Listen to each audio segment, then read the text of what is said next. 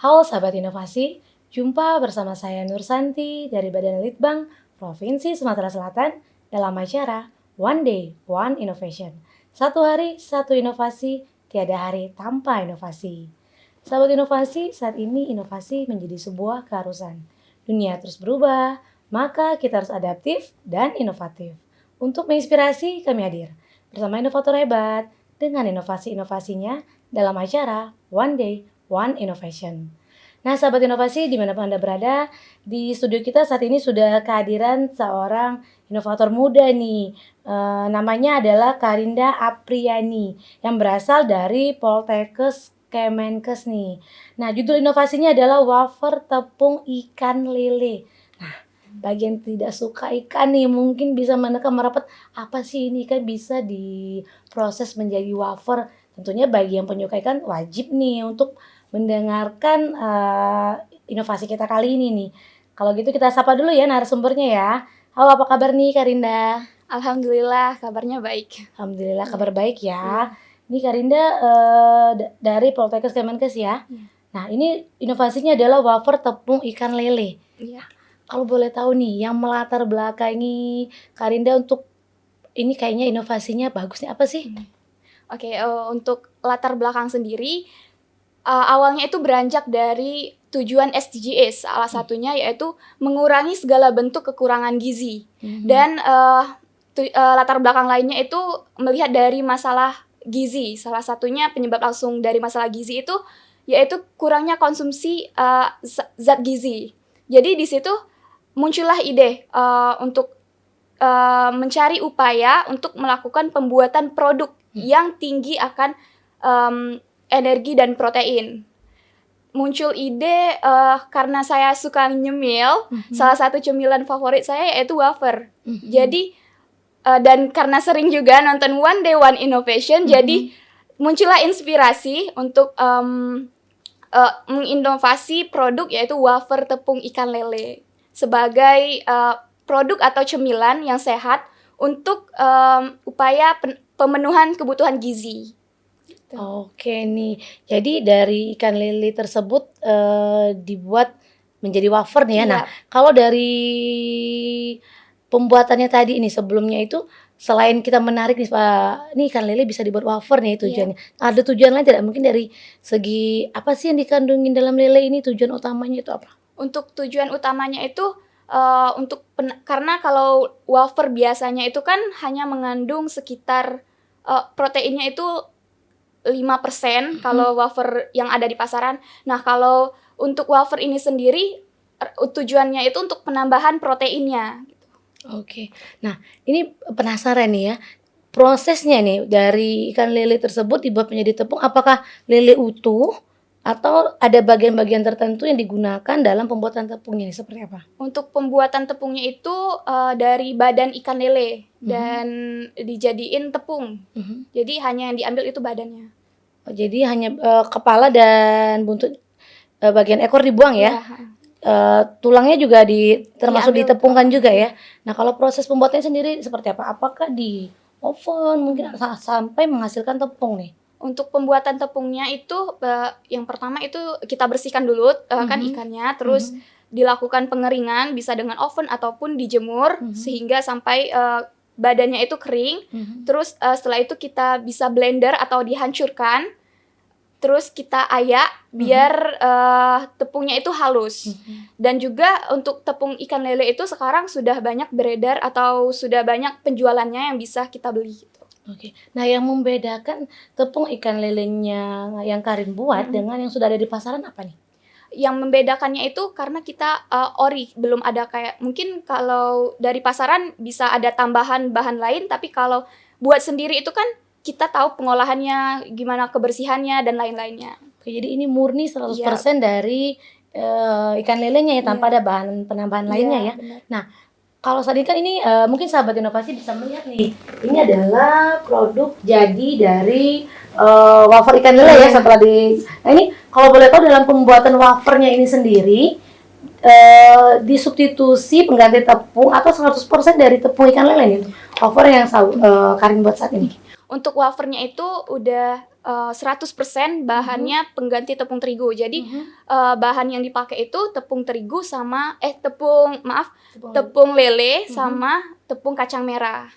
Oke, berarti tepung kacang merahnya untuk menghasilkan warna coklatnya atau ada Kalau tambahan ya, warna coklatnya dari itu warnanya muncul sendiri? dari tepung ikan lelenya. Jadi tepung ikan lelenya itu kan warnanya udah coklat.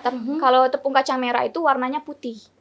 Jadi ini tanpa penambahan warna ya. Tanpa. Jadi ini murni dari warna si tepung dari ikan lele tadi ya. Nah, kalau dari ini udah pernah diuji cobakan uji panelis atau belum, dari kesukaannya seperti apa tuh? Untuk uji organoleptik mungkin untuk uji kesukaan itu dilakukan sudah terhadap masyarakat umum sama terhadap balita. Untuk masyarakat umum itu kita lakukan uji hedonik, dilihat dari kesukaan. Ada 5 skala, yaitu suka, agak suka, sangat suka, tidak suka, dan sangat tidak suka. Terus untuk hasilnya itu kita kan ada beberapa formula yang diajukan. Nah, yang dipilih itu formula 3, yang dimana banyak ikan lele dan banyak kandungannya itu 50 gram ikan lele dan 30 gram tepung kacang merah. Nah, terus dilakukan juga uji kesukaan terhadap balita. Kan untuk balita itu belum bisa untuk melakukan penilaian gimana aromanya, rasanya, dan lain-lainnya. Jadi kita melakukan uji menggunakan uji Comstock, yang dimana uji ini dilihat dari sisa makanan yang dihabiskan oleh balita tersebut. Nah, dari ujian dilakukan tadi, berapa nih persentase kesukaannya? Untuk persentase kesukaan yang di Formula 3 itu di atas 80%, karena banyak yang suka di Formula 3 ya.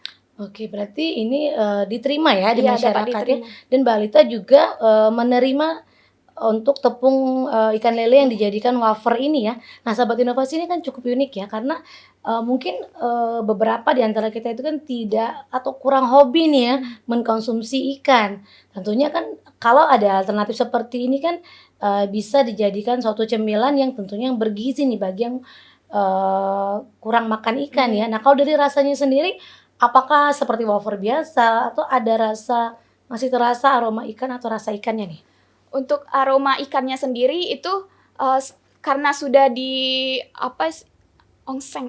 Oh, jadi sudah melalui proses ya, ada yang Iya, dijemur, disangrai mungkin ya? Iya, disangrai. Jadi sudah hilang ya rasa. Iya, jadi karena proses tepung ikan lelenya itu disangrai, jadi aromanya dan rasanya sedikit berkurang. Kan biasanya kita kenal kalau ikan lele itu beraroma amis dan lain sebagainya. Jadi karena sudah disangrai itu agak hilang gitu. Dan juga karena terdapat penambahan bahan lain seperti kan dilapisi dengan coklat. Jadi juga ada rasa manisnya gitu.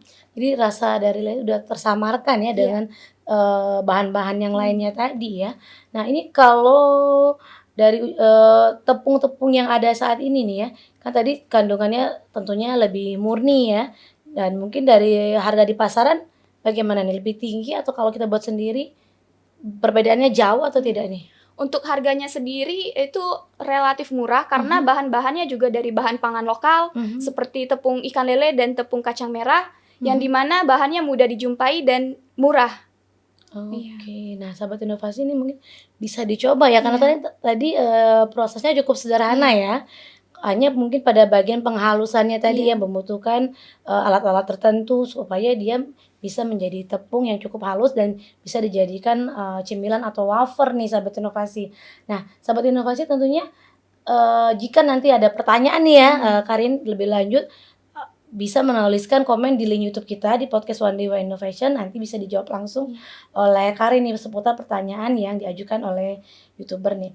Dan satu lagi nih Karin, kalau untuk harapan kedepannya seperti apa nih dari inovasi yang Karin buat dan harapan kedepannya bagi teman-teman nih? Untuk harapannya sendiri dari produk ini harapannya bisa untuk memperbaiki terus karena masih dibutuhkan perbaikan, tentunya masih ada perbaikan yang harus diperbaiki. Terus harapannya juga produk ini bisa disebarluaskan, yang dimana bisa menjadi cemilan sehat ataupun para pemirsa bisa mencoba untuk melakukan pembuatannya sendiri dan itu aja. Oke, nah sahabat inovasi nih tentunya udah terbuka nih dari Kak Reni ya, tentu membantu, silakan dicoba dan silakan berkonsultasi nanti jika ada hambatan dalam pencobaannya nih. Nah, terakhir nih mungkin ucapan terima kasih kepada pihak-pihak yang sudah men-support dalam inovasi ini, silakan. Tentunya saya ucapkan terima kasih kepada Gubernur Sumatera Selatan, Pak Herman Deru, dan Direktur Poltekkes Kemenkes Palembang, Bapak Muhammad Taswin, dan juga Ketua Jurusan Gizi Poltekkes Kemenkes Palembang, Ibu Susiani, dan juga Pak Muzakar selaku Ketua Prodi D3 Gizi, dan juga pembimbing saya yang selalu membimbing saya dalam berinovasi dan membuat produk ini, itu Ibu Yuli, Dr. Yuli Hartati, SPD MSI. Oke. Dan juga tentu untuk kedua orang tua saya dan teman-teman saya. Oke, nih Karen, terima kasih sekali ya Terima kasih. sudah hadir bersama kami di sini di podcast One Day One Innovation tentunya. Nah, nanti kita nantikan lagi nih untuk inovasi-inovasi yang selanjutnya untuk kembali kita sharing dengan sahabat inovasi. Baik nih sahabat inovasi, tentunya belajar dari Karin nih. Inovasi bisa timbul dari hobi nih tadi. Hobinya adalah ngemil ya. Dari ngemil tersebut mungkin apa sih yang bisa dibuat untuk cemilan yang lebih sehat, tentunya tanpa tidak secara langsung bisa menghasilkan suatu inovasi yang bermanfaat nih bagi diri kita sendiri maupun orang lain tentunya. Dan dalam berinovasi tentunya sahabat inovasi tidak perlu khawatir. Ingat, kita memiliki jurus 4S. Setiap orang adalah inovator, setiap masalah peluang inovasi, setiap solusi harus sinergi, dan setiap inovasi harus konkret hasilnya. Salam inovasi.